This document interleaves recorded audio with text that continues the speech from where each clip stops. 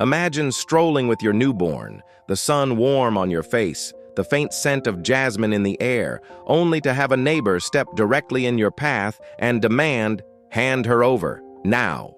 Now imagine your husband, a trained Navy SEAL, watching every move with eyes as sharp as a hawk's.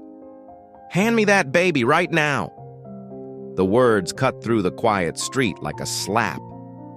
Simone Ybarra froze, clutching her daughter closer, heart pounding. She had just been walking down Sycamore Avenue in Chula Vista, trying to give her little girl a taste of fresh air after another sleepless night. For a fleeting moment, she had felt almost at peace, until Patricia Grenville appeared. Patricia, the self-appointed queen of the neighborhood and president of the Homeowners Association, planted herself in front of Simone like a human barricade.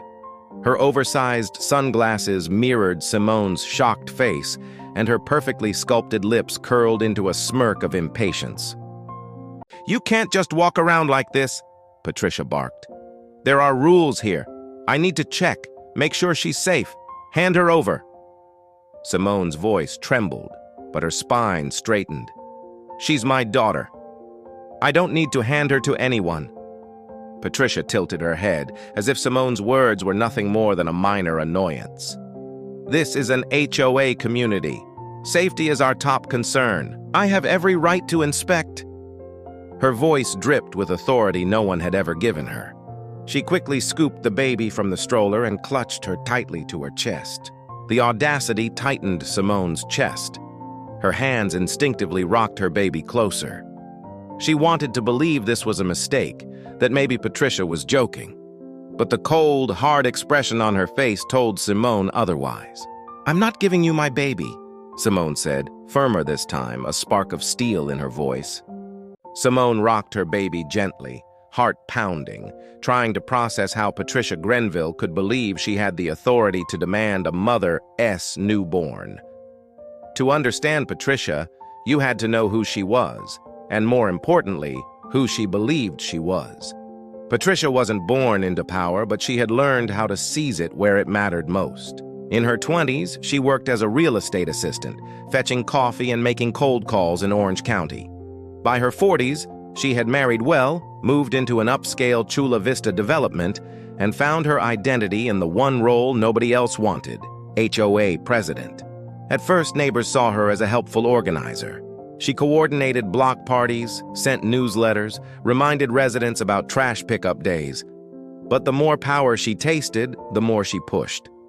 People, not wanting to rock the boat, let her dictate the rules. "Rules are rules," she loved to say at meetings, tapping her stack of papers like a gavel. But Patricia's rules went far beyond lawns and paint colors. She once scolded a retired veteran for planting a tomato garden, claiming vegetables clashed with the neighborhood aesthetic. She ordered a single mother to relocate her daughter's trampoline because it didn't meet safety standards. She even tried to report an elderly widow for feeding stray cats, arguing they attracted undesirable wildlife. Behind closed doors, residents rolled their eyes, whispered about Patricia's arrogance over backyard fences, exchanged knowing looks at meetings, and quietly texted complaints when another condescending email landed in their inboxes. Still, nobody stopped her, until Simone and Adrian arrived. Patricia's first impression of the Yarborough-Holtby family was filtered through her biases. She noticed Simone's natural hair, her relaxed yet stylish clothes, the confident, unapologetic way she carried herself. Adrian, with his quiet authority and calm strength, unsettled her even more. To Patricia, their presence wasn't just new, it was a disruption to the unspoken hierarchy she thought she controlled. She convinced herself she was merely protecting the neighborhood. That was her story. The truth? Patricia craved dominance. In her mind, demanding Simone hand over her baby wasn't outrageous. It was enforcing order. What she didn't realize was that her actions no longer landed the way they used to. Residents had begun keeping score.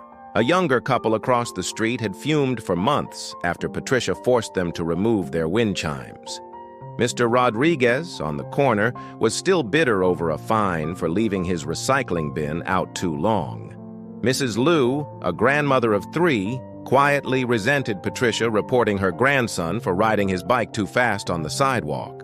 When Patricia blocked Simone that day, she wasn't just an overbearing HOA president laying down the law, she was a woman standing on the brittle foundation of years of unchecked behavior.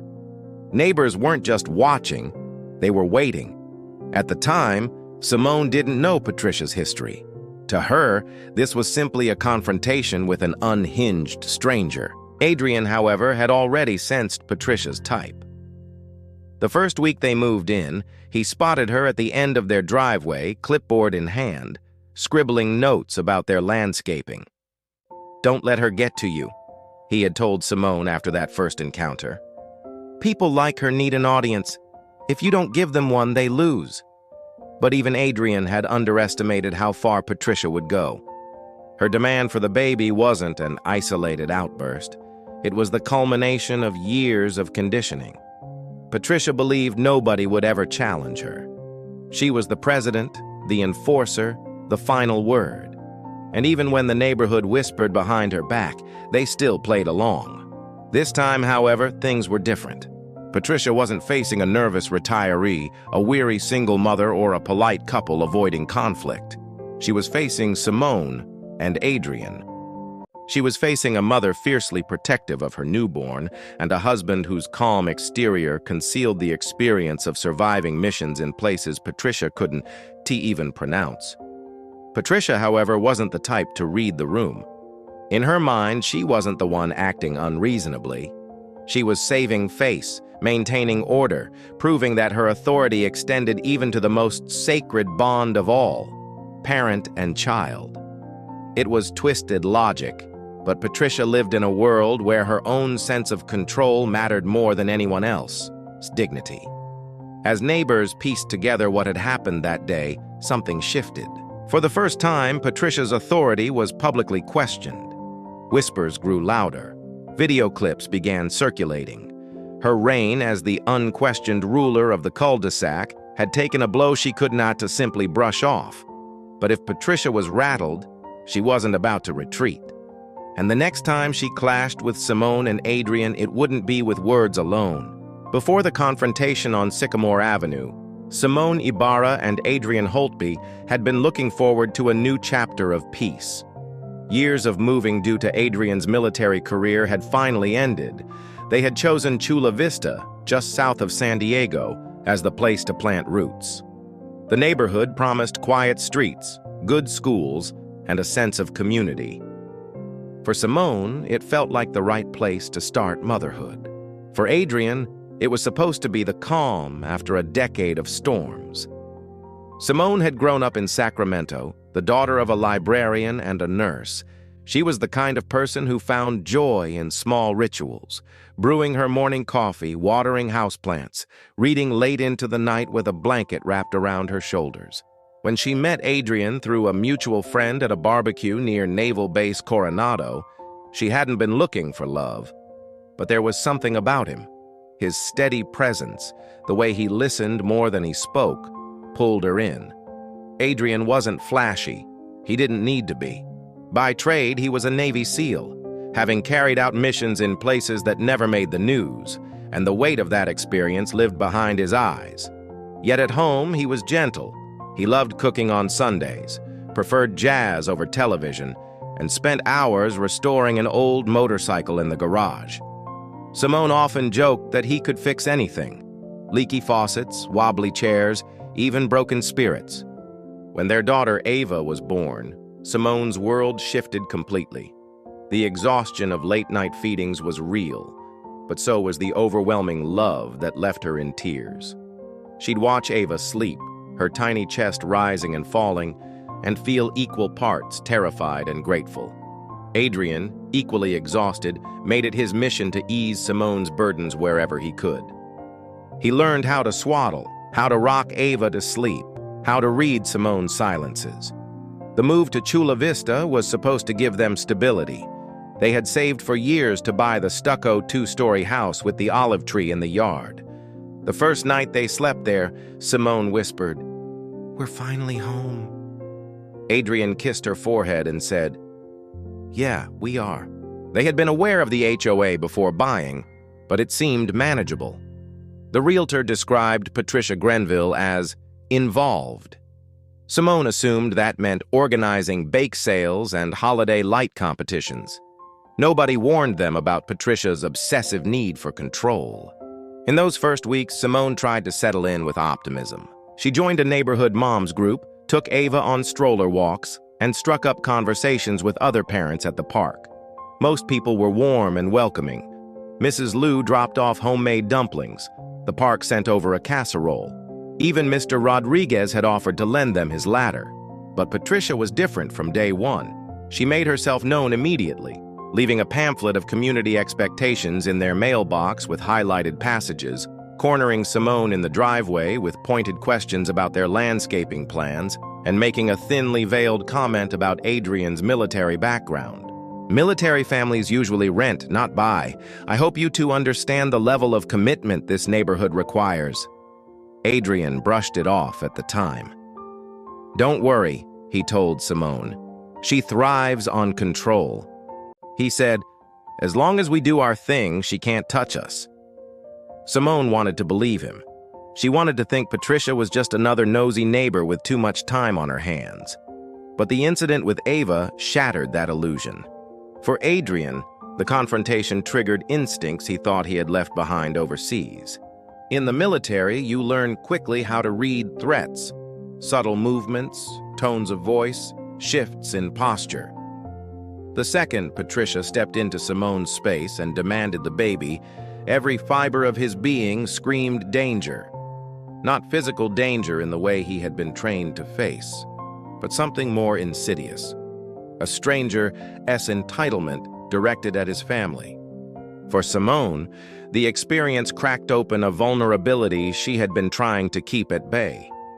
Motherhood already made her feel raw, exposed, responsible for a life she could never fully protect. To have someone question her right to hold her own child left her rattled in ways words couldn't capture. In the days that followed, Simone replayed the moment in her head. Patricia's sunglasses reflecting her face, the audacity in her voice, the baby's cry cutting through the standoff. Each time, her chest tightened, and she felt the urge to retreat indoors, away from neighbors, away from judgment. But Adrian wouldn't let fear define their new life. "This is our home." Patricia, however, wasn't the type to let go of control quietly. The sidewalk standoff was only the beginning of a much bigger clash. The late morning sun was bright, but the atmosphere on Sycamore Avenue felt heavy. Simone stood rooted, Ava in her arms, while Patricia blocked her path like a guard dog unwilling to budge. What had begun as an irritating interruption was now spiraling into something dangerous. "I said hand her over," Patricia repeated, sharper this time, her voice carrying across the manicured lawns. "You can't just walk around here without proper clearance. We don't even know if this child is safe." Adrian stepped closer, his tone calm but weighted. "You don't finish that sentence." Patricia faltered, but only for a second. "Excuse me? You don't get to talk to me like that. I run this neighborhood. I have responsibilities. If you're hiding something, we'll find out." Simone felt her stomach lurch. She pressed Ava against her shoulder, the baby's tiny fists tightening around her blouse. "Hiding something?" She shot back, her voice steady but sharp. "She's my daughter, born at Sharp Mary Birch Hospital just down the freeway. You want to see her birth certificate too?" Patricia's lip curled. "If that's what it takes, yes." The audacity of it hit Simone like a slap. "You're out of line," she whispered, her voice breaking before anger steadied it. "Way, way out of line." Adrian took another step, now standing directly between Patricia and Simone. His presence alone seemed to pull the focus of everyone watching. He didn't square his shoulders aggressively. He didn't raise his fists. He simply stood, a man who knew what he could do if pushed. And that was more than enough. Patricia mistook his calm for weakness. "Don't try to intimidate me," she hissed, tilting her chin upward. "I know my rights." "Do you?" Adrian asked quietly. The silence that followed was thicker than the heat. Neighbors who had been whispering grew quiet. Phones hovered in hands, ready to capture every moment. Mrs. Liu stood at the edge of her yard, clutching her gardening gloves.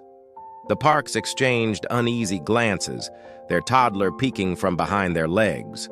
Nobody dared step in, but nobody looked away either. Simone's hands trembled as she adjusted Ava, who was beginning to fuss from all the noise. Her heart hammered against her ribs, but she forced her voice steady. "Patricia, I don't know what gives you the right to ask for my baby, but I am telling you now, you re not touching her."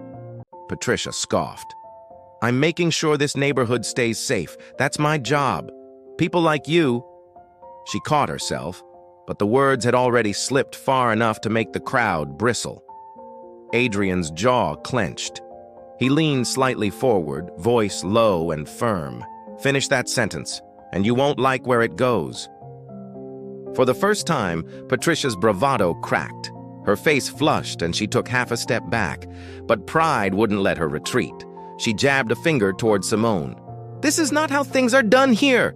You think you can waltz in and ignore the rules? I'll take this to the board and you'll regret it." "Try it," Adrian said flatly. "I'll be waiting." The air was electric, charged with attention, making even the neighbors feel caught in the moment. Patricia's eyes darted from Adrian's steady stare to Simone's protective hold on her baby. For a second, it looked like she might lunge forward anyway. Simone tightened her grip, instinct screaming. "Don't you dare!" Adrian's warning came, voice so calm it was almost chilling. "Don't!" Patricia froze. The command, measured, final, was something she had never encountered before. This wasn't a neighbor scolding her at a board meeting. This was a man who had walked through deserts and jungles, faced down enemies far more dangerous than an entitled HOA president. Patricia might not have known his resume, but she felt it in her bones. Adrian Holtby was not a man to be tested. The baby began to cry, loud and piercing, her small voice breaking the stalemate. Simone rocked her gently, tears stinging her eyes, whispering, "It's okay, baby. Mommy's here." Patricia opened her mouth, but whatever she meant to say caught in her throat. She could feel the weight of the neighborhood staring. For the first time in years, she wasn't the authority figure commanding obedience. She was the one being judged. Adrian finally spoke again, his words absolute. "You're done here. Go home." Patricia's nostrils flared. "This isn't over." "Maybe not," Adrian replied, "but today it's finished." Patricia stood there for a heartbeat, trembling with frustration, before spinning on her heel. Her shoes clicked hard against the pavement as she stormed toward her house. The crowd remained silent, eyes tracking her every step. Simone exhaled shakily, pressing her cheek against Ava's head. Adrian placed a steady hand on her back, grounding her. By the time Patricia reached her house, the quiet block had transformed into a stage. What began as a tense triangle between Patricia, Simone, and Adrian had now drawn nearly a dozen onlookers. Curtains fluttered, faces peered from windows, garage doors cracked open just enough for neighbors to catch a view. Phones were out, red record buttons glowing. This wasn't just a spat between residents, it was a spectacle. Mrs. Liu stood at the edge of her driveway, wide-brimmed sun hat still on, gardening gloves in hand. She had paused mid-trim of her roses, lips pressed tight, eyes darting between Simone and Adrian, silently offering support. Across the street, the Parks, Dylan and Jay, had taken their toddler inside, but returned themselves, hovering on the sidewalk with folded arms. Dylan whispered, "She finally snapped," to his wife, who only shook her head.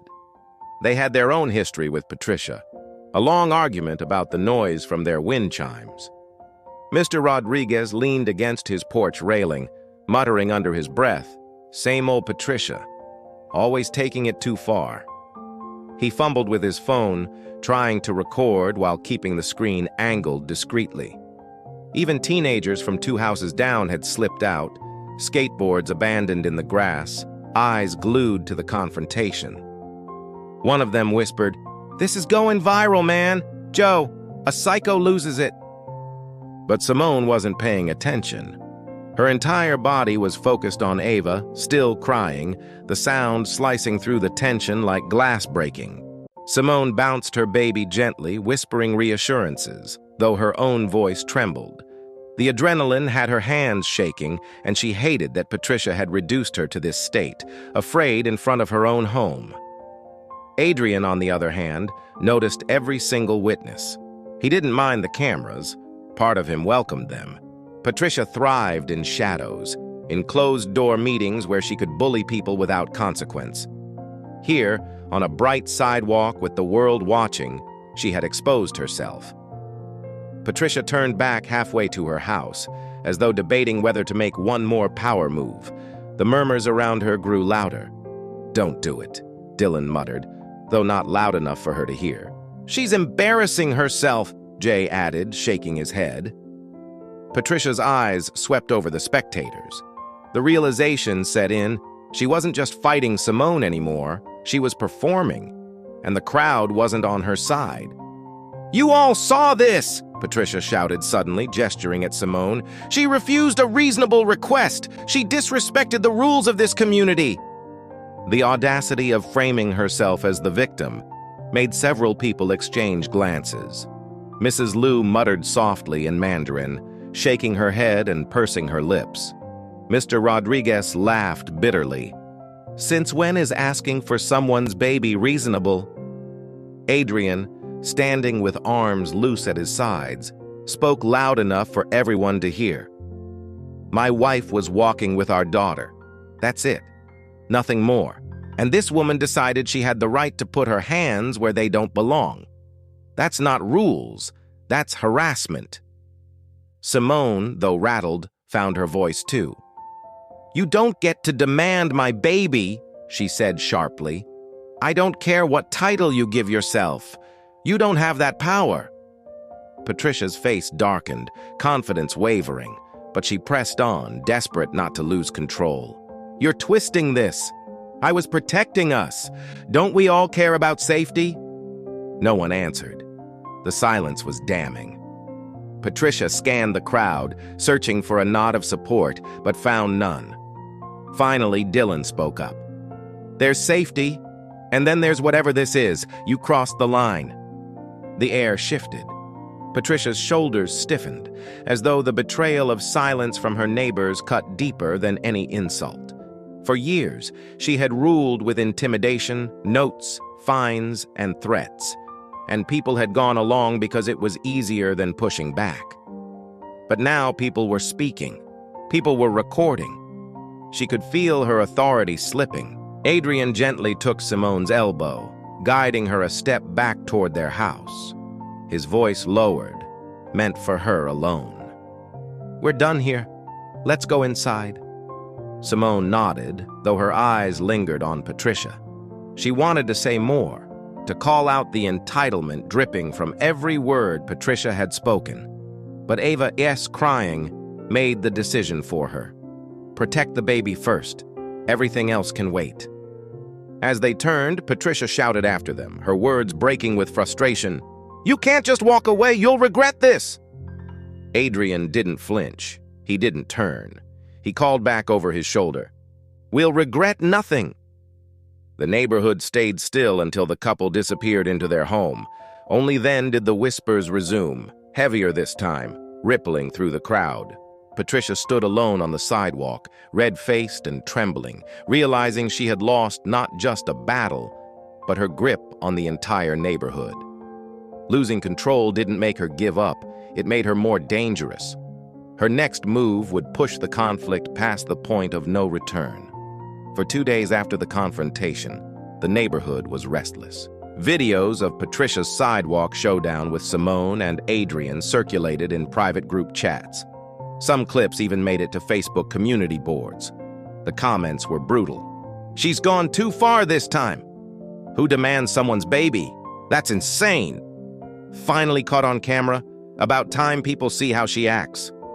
Patricia read every word. Each one felt like acid, burning through her pride. For years, she had wielded the HOA title like armor, immune to criticism. Now people were laughing. People were calling her dangerous. She wasn't the enforcer anymore. She was the punchline. Her fury grew, and by the third evening, Patricia snapped. It was just before dusk when Simone decided to take Ava on another walk, hoping the fresh air would calm the baby's restlessness.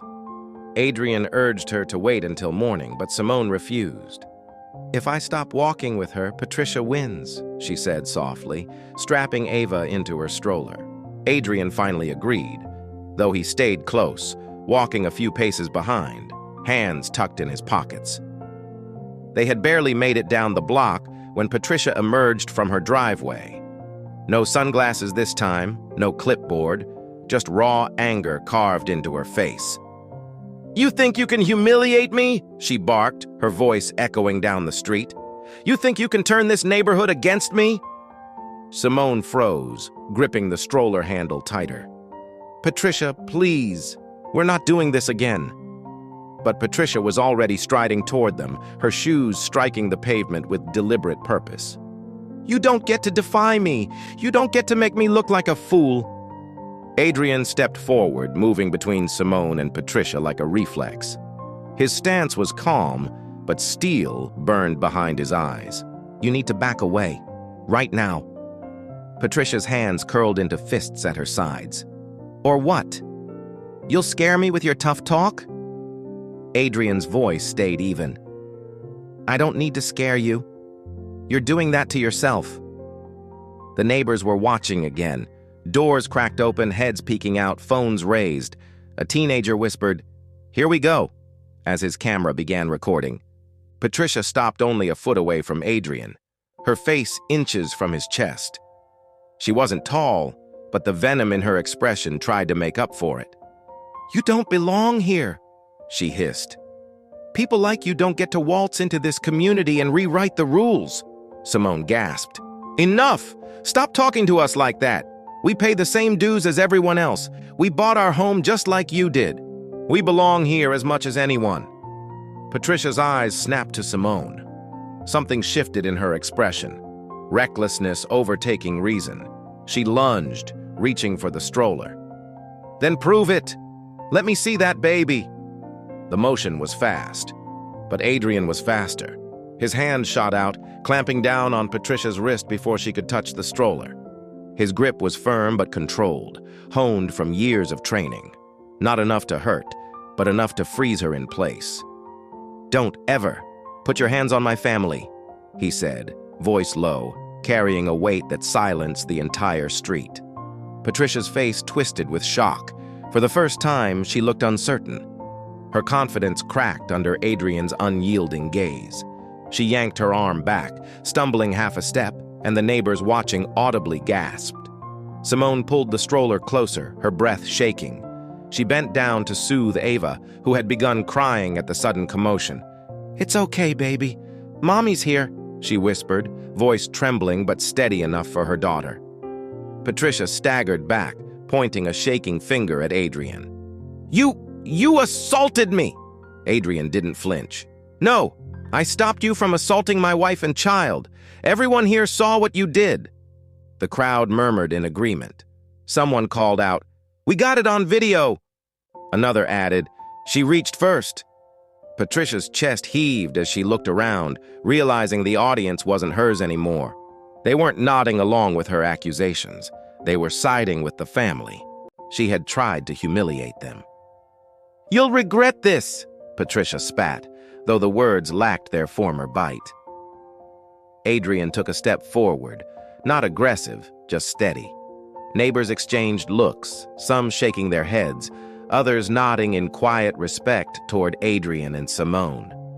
For the first time, it felt like the community saw Patricia for who she truly was, and saw Adrian for the protector he had always been. But even in defeat, Patricia's obsession with control didn't fade. It twisted into something darker, and the aftermath would shake the neighborhood even harder. When Patricia stormed off that evening, the street didn't fall back into its usual rhythm. Instead, it buzzed with energy. equal parts disbelief and relief. People lingered outside, trading looks, words, and recordings of what they had just witnessed. Mr. Rodriguez crossed his arms, shaking his head slowly. "Did you see that? She went for the stroller. The stroller, who does that?" "She's lost it," Dylan Park muttered. "Completely lost it." His wife, Jay, standing beside him, added, "It's not just today. This has been building for years. People are finally seeing it." Mrs. Liu, who usually stayed quiet at HOA meetings, finally spoke. "That woman embarrassed herself, but worse, she scared the baby. That's not forgivable." Her words carried weight, and several neighbors nodded in agreement. The teenagers who had been filming were already uploading clips online. One of them laughed nervously. "This is gonna blow up, man. HOA president attacks a baby. The internet's gonna eat this alive." Simone didn't hear any of it. She was too focused on Ava, still crying in her stroller, tiny fists waving in distress. Kneeling beside her, Simone whispered lullabies under her breath, rocking the stroller gently until the cries softened into hiccups. Her own eyes were wet, though she tried to blink away the tears before anyone noticed. Adrian stood guard, not speaking, not moving, just scanning the circle of neighbors with the steady vigilance of someone who spent years ensuring no threat slipped past. He didn't care about gossip or cameras. His focus was on the trembling in Simone's hands, the redness in her eyes, and the baby's distress. Finally, he spoke quietly. "Let's get you both inside." Simone hesitated. Part of her wanted to retreat, hide behind their front door where Patricia's words couldn't reach. But another part, the part that hated feeling small, wanted to stay, confront the crowd herself. She wanted them to know she wasn't weak, that she wasn't just a mother to be pitied. Adrian gently touched her arm. "Not tonight. Tonight we take care of Ava. That's all that matters." She nodded reluctantly, pushing the stroller forward as they walked toward their driveway. The neighbors parted like a tide, some murmuring support. "We've got your back," Dylan said softly. "You didn't deserve any of that," Jay added. Mrs. Liu even reached out lightly, squeezing Simone's shoulder with a sympathetic glance. Patricia's house loomed just 3 doors down. The blinds were drawn, the porch light flicked on, and the faint slam of a door echoed through the street. Everyone knew she was inside, seething, probably drafting an email or plotting her next move. When Simone and Adrian reached their front door, Adrian paused and looked back. His eyes met Dylan's for a brief moment. Dylan gave a short nod, an acknowledgement not of defeat but of solidarity. For once, Patricia wasn't the only voice in the neighborhood. Inside, Simone collapsed onto the couch with Ava in her arms, rocking the baby gently. "You're safe. You're safe," she whispered over and over, her voice cracking under exhaustion. Adrian sat beside her, resting a hand on her knee. "You did nothing wrong," he told her. Simone let out a bitter laugh. "I couldn't even stand up to her. You had to step in again." "You were protecting Ava," Adrian said firmly. "That's standing up. Don't twist it." Simone looked at him, eyes shining. "She looked at me like I wasn't even a mother, like I didn't deserve her. Do you know how that feels?" Adrian exhaled slowly. He did know, in his own way. He had seen arrogance, entitlement, and prejudice in 1,000 forms, both on foreign soil and back home.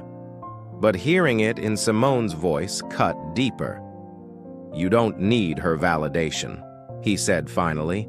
"Ava knows who her mother is, and I know that's all that matters." Outside, the neighborhood didn't disperse quickly. People stood in clusters, murmuring about what had just happened. For the first time, they weren't afraid to say Patricia's name out loud in criticism. "She can't keep her position after this," Jay whispered. "She'll try," Dylan replied. "Then maybe it's time we finally push back," Mrs. Liu said firmly, surprising everyone with her sudden boldness. The seed was planted. Patricia's iron grip on the HOA wasn't as unshakable as she thought. The neighborhood had seen her stripped of her composure, her authority collapsing in the face of a family she had tried to intimidate. Simone, rocking Ava to sleep, didn't know any of that yet. All she felt was the weight of the encounter pressing on her chest. Patricia didn't sleep the night after the sidewalk confrontation. She sat at her kitchen table, a half-finished glass of Chardonnay sweating onto the wood. Her laptop glowed, tabs open to HOA bylaws and community regulations. Her fingers tapped furiously against the keys as she drafted email after email, each one more defensive than the last. She convinced herself that if she could spin the story fast enough, she could take back control. By morning, every homeowner had received a 3-page message titled "Clarification of Events for the Safety of Our Neighborhood." In it, Patricia painted herself as the protector of the community. She claimed Simone had been walking improperly with her infant, and that she had intervened with safety in mind. She described Adrian as threatening, accusing him of physical aggression toward an HOA official. The reaction wasn't what she expected. Within minutes, replies started trickling in. "I was standing on my porch, Patricia. I saw everything. Don't lie to us," Mr. Rodriguez fired back. "Next, we have video. You reached for their stroller. That's not safety. That's harassment," J. Park added. Even Mrs. Liu, who rarely spoke in public forums, hit reply all. "A baby's cry is not a threat to this neighborhood. Your actions were unacceptable." The email thread exploded. Neighbors piled on, attaching screenshots of videos already circulating online. Patricia had tried to control the narrative, but the evidence was against her. Still, she refused to back down. At the next HOA meeting, held in the community clubhouse, Patricia arrived early, armed with binders, highlighted notes, and a self-righteous fire burning behind her eyes. She positioned herself at the head of the long table as though nothing had changed. The room filled quickly.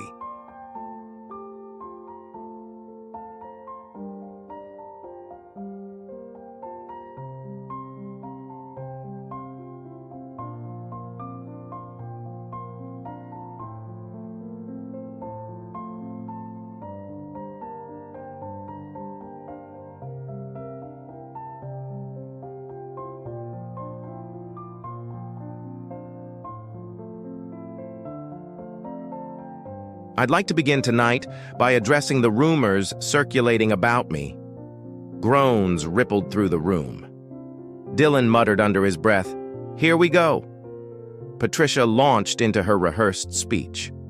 "On Tuesday, I acted in my capacity as HOA president to ensure the well-being of our community. Unfortunately, a misunderstanding occurred when I attempted to confirm the safety of a child. Certain individuals chose to misinterpret my actions." Mr. Rodriguez cut in, voice sharp. "You tried to grab a woman's baby. That's not interpretation, that's fact." Laughter broke out, but it wasn't friendly. Patricia's face flushed. "I was enforcing safety rules," she snapped. "There is no rule about inspecting babies." Mrs. Liu spoke firmly, her voice carrying more weight than Patricia expected. "You humiliated that family. You frightened the child. You embarrassed all of us." Patricia opened her mouth to cut her off, but the room was no longer listening to her alone. "With respect, no," Mrs. Liu interrupted, her voice sharp but measured. "With respect to you, I've lived here 20 years. I've followed your rules, even when they were ridiculous, but this crossed the line." The room erupted in murmurs of agreement. Simone squeezed Adrian's hand tighter, chest tightening with a mix of fear and relief. She had dreaded being the focus of this meeting, but watching neighbors speak up, she realized they weren't against her. For once, Patricia wasn't untouchable. Adrian finally spoke, calm but cutting. "We moved here to raise our daughter in peace, that's all. And in the span of 2 weeks, the president of this HOA demanded my wife hand over our newborn on the street. That isn't leadership, that's harassment." Patricia bristled. "You threatened me. You put your hands on me. You reached for my child." Adrian's voice stayed even, unflinching. And I stopped you. Ask anyone here who saw it. Better yet, watch the videos." Several neighbors nodded, some even pulling out their phones, ready to play the proof right then and there. The room shifted. Patricia looked around desperately for someone, anyone, to back her up. But where she had once found silent obedience, she now saw crossed arms, shaking heads, and stony stares. Her voice cracked. "I was only doing my job." "No," Jay said flatly. "You were abusing it." The silence that followed was deafening. Patricia's binder lay unopened in front of her, useless now. Her reign had been built on silence, and that silence had finally shattered. Patricia ended the meeting abruptly, voice tight. "We'll revisit this at the next session." She gathered her binders and stormed out, her heels clacking against the clubhouse floor.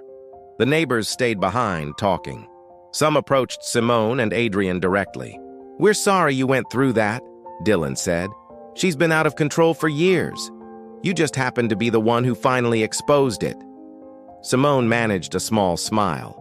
"I didn't want to expose anything," she said quietly. In the days after the HOA meeting, the neighborhood shifted in subtle but unmistakable ways. Conversations that once stayed behind closed doors now spilled onto sidewalks, porches, and driveways. Patricia's behavior had cracked something open, something residents had been holding back for years. Simone noticed it first on a quiet afternoon when Mrs. Liu knocked on her door, holding a Tupperware of dumplings, eyes kind. "For you and the baby," she said softly. Simone accepted the dish with gratitude, though she could tell this wasn't just about food. "Patricia embarrassed herself," Mrs. Liu added quietly, "but she also embarrassed us. We let her do this for too long. I should have spoken sooner." Simone felt her throat tighten. "It's not your fault," she whispered. "She singled us all out," Mrs. Liu replied. "You were just the first to stop her." That same evening, Dylan and Jay stopped by. Dylan leaned against the fence, sighing heavily. "We've been quiet for years, just letting her run the show. I regret it now. She fined us for those wind chimes. Remember? We should have pushed back then. Maybe it wouldn't have gotten this far." Adrian, standing beside Simone, replied evenly. "Bullies only thrive when people let them. The moment someone says no, their power starts to shrink." Jay nodded slowly. "She's not just a bully, though. She targeted you because you're different. And that's the part we don't like admitting out loud." The words hung in the air. Simone shifted uncomfortably, glancing down at Ava sleeping in her arms. She had felt it, too. The sting of being scrutinized more closely than others, the double standard in Patricia's demands. "I knew the moment she looked at me," Simone admitted quietly. "It wasn't about rules. It was about control. And about me." Adrian rested a steady hand on her shoulder. He had seen prejudice in countless forms, both blatant and subtle. None of it surprised him anymore, but it always angered him. "We can't change Patricia," Adrian said finally, voice calm but firm. "But we can change us. How we respond. You all have more power than you think." That struck a chord. Over the next week, neighbors began talking openly in ways they never had before. At the park, parents traded stories of Patricia's pettiness. Letters about too many Halloween decorations, warnings about unsanctioned birthday parties, fines for leaving lawn chairs on porches. Each story carried the same thread: fear of standing up to her. And now, one by one, that fear was crumbling. One night, Simone found herself sitting on her porch with Mrs. Liu and Jay, the baby monitor resting on the table beside her. The conversation drifted beyond HOA disputes. "I grew up in Fresno," Mrs. Liu said, staring out at the darkened street. "My parents always told me to keep my head down, not make trouble. That's how we survived. But when I saw her grab for your stroller, Simone, I realized silence doesn't keep us safe. It just makes room for more Patricia Grenvilles." Jay nodded. "My parents immigrated from South Korea. Same lesson. Stay invisible, stay safe. But watching you and Adrian stand your ground, it made me realize we've been teaching our daughter the wrong thing. She needs to know it's okay to say no." Simone felt tears prick her eyes. She hadn't set out to make a statement. She had just wanted to protect her child. But now she saw how her refusal had rippled outward, giving others permission to speak too. Adrian joined them midway through the conversation, sitting quietly until he finally said, "In my line of work, you learn something simple. Fear spreads faster than courage. But once courage shows up, even a little, it spreads too. You don't need an army to change things. Sometimes you just need one person to say enough." The women nodded, letting his words settle. Meanwhile, Patricia stayed holed up in her house. Her blinds stayed shut, her car rarely moved, but she wasn't finished. Residents could feel it. Her pride was too great to let go. Rumors swirled that she was preparing some kind of retaliation. Still, the community's tone had shifted. Where once people whispered about Patricia in frustration, now they spoke with resolve. The HOA meeting hadn't just humiliated her, it had empowered everyone else. Simone, though, was still healing. Late at night, when Ava cried, she walked the hallway to soothe her. The memory of Patricia's outstretched hand haunted her. Guilt, fear, and anger tangled together. But then she'd glance at Adrian, asleep on the couch after another long day, his arm draped protectively over the baby's blanket, and she remembered why they fought to stay. This was their home, and no one, no matter how entitled, was going to take that from them. But Patricia's silence wasn't surrender. The showdown came sooner than anyone expected. Just 10 days after the stroller incident, she called for an emergency HOA session. Residents were weary, but curiosity and tension filled the air as people filed into the community clubhouse. No one wanted to miss what felt like the climax of a neighborhood drama that had spilled far beyond property lines. Simone and Adrian debated whether to go. Simone's stomach knotted at the thought of facing Patricia again, but Adrian insisted. "She's counting on fear keeping us quiet," he said. "We won't give her that satisfaction." The clubhouse was packed. Folding chairs lined the walls. Some people even stood at the back, phones at the ready. Patricia sat at the head table, papers stacked high in front of her, her hair perfectly styled, though the tightness in her jaw betrayed her nerves. She cleared her throat.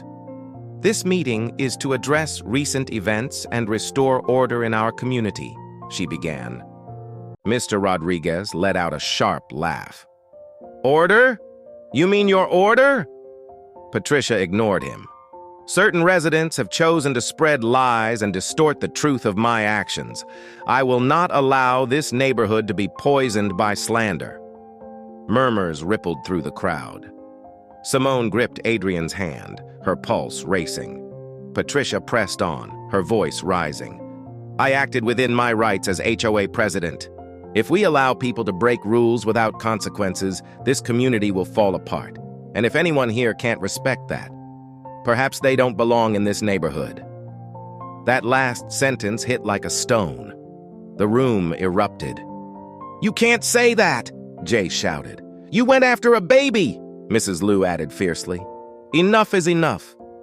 Dylan stood, his voice carrying. The wave of voices rose until Patricia slammed her hand on the table. "Quiet!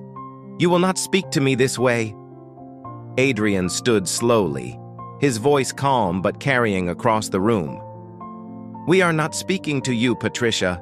We are speaking for ourselves, for our families, for our children. We bought our homes, we live here, and we will not be ruled by fear anymore." The crowd hushed. Every eye turned to Adrian, his steady figure commanding the room without effort.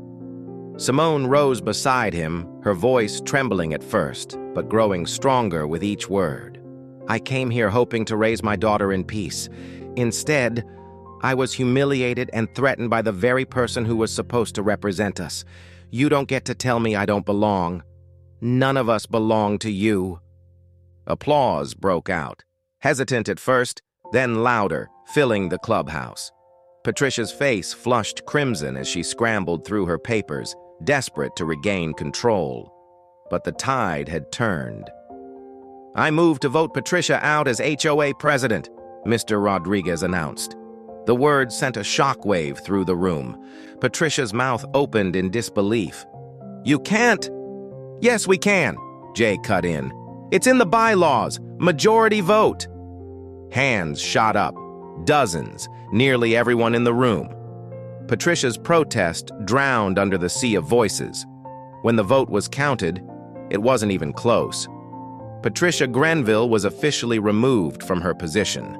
She sat frozen, eyes wide, as if the foundation of her identity had been ripped away in seconds. Without her title, without the shield of authority, she was just another neighbor, one whose actions had cost her the respect of the very people she had ruled. Patricia gathered her things silently, her heels clicking as she stormed out. This time, no one followed. No one offered sympathy. The door slammed and the room erupted in cheers. Simone sat back down, breathless, tears welling in her eyes. Adrian squeezed her hand gently. "It's done," he whispered. But Simone shook her head. "No, it's just beginning. We have a chance to build something better now." In the weeks that followed, the neighborhood transformed. Meetings became collaborative instead of combative. People volunteered to organize family events, community cleanups, and block barbecues. Patricia's downfall wasn't just about rules or power. It was about dignity, respect, and the strength of ordinary people saying no to entitlement. And that's a lesson worth carrying far beyond Sycamore Avenue. If this story pulled you in, take a moment to think about the communities you're part of. Your neighborhood, your workplace, even your family. Sometimes all it takes is one voice, one refusal, to shift the balance. Don't be afraid to be that voice. For more gripping true stories that remind us that standing up, even in small moments, can change lives, subscribe to Fate Tales.